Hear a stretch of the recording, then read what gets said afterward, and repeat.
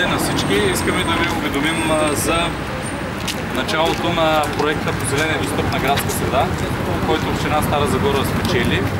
Предварително бяхме пуснали обществена поръчка, тъй като искаме да бъдем на време с всички срокове. Сега в момента е все още лято и може да се работи много активно. До ноември месец, ако времето е с нас, можем да направим сериозен напредък по проекта. Той е много мащабен, стойност 5 милиона е първата фаза.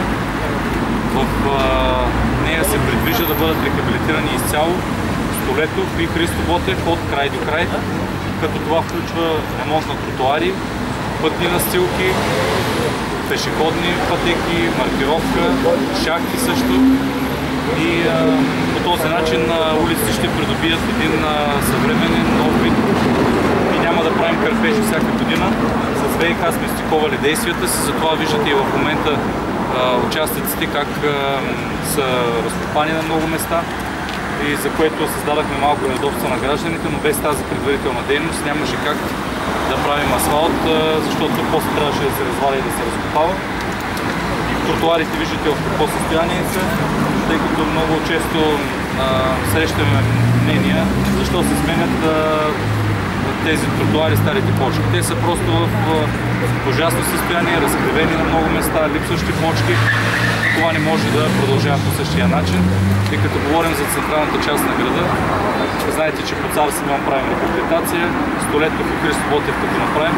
Това означава, че четирите най-натоварени и големи улици в Стара Загора ще бъдат изцяло обновени и няма да се ремонтират с години. Отделно са включени две междублокови пространства на Столетов 100, както и в участъка южно от Христо Ботев, между Любен Каравел и Хеи. Там има едно голямо междублоково пространство с много жалби. И двете градинки, едната градинката над завод Бероя и другата е градинката на баня Пеперка, така е известна в Стара Загора. Ще бъдат обновени, какви точно дейности ще бъдат извършени. Милена Димитрова като ръководител на проекта може да ви каже, тъй като тя ще отговаря за всички дейности от страна на общината по документация, по това да има инвеститорски контрол на обекта. Тук са изпълнителите, господин Латев и госпожа Любомирова.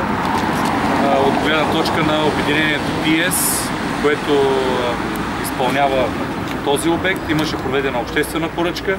С кандидати по тази позиция бяха PS и Штрабак, като условията, които PS предложиха, са по-добри, като от гледна точка на техническа обосновка, на работници, които имат на място, база, която имат, за да няма спекулации в тази посока. Сами си представите, че такава мащабна дейност по отношение на асфалтиране и подмяна на почки изисква да има работници, асфалтова база, материали в близост. Една фирма, която е в София, никога не може да предложи подобни добри условия.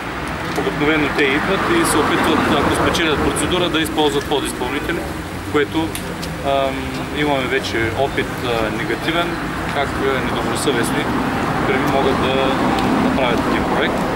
Затова смятам, че те имат достатъчно опит и качества да изпълнят този важен за община Стара Загора проект по зелена и достъпна градска среда. Освен всичко друго е предвидено и възстановяване на озеленяването по тези улици, тъй като на много места липсват дървета. Те ще бъдат подновени и ще има залесени нови дръвчета по обособените за това места. Но сега ще дам думата и на госпожа Димитрова и от страна на изпълнителя.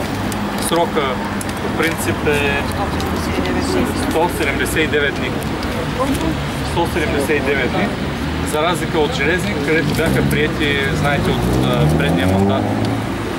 Мисля, че 18 дена беше там срок на изпълнение. Тук е съвсем реален срок, 179 дни, с организация на работата, с достатъчно техника.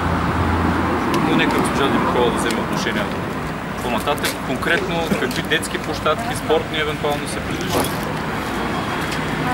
Господин Тодоров разказа за двете улици подробно какви дейности има. Относно междублоковите пространства, двете междублокови пространства, цялостна рехабилитация, асфалтиране, озеленяване и във всяко едно детски площадки са различните възрастови други, по което много се работи в момента, тъй като няма да развиват нещата достатъчно в града.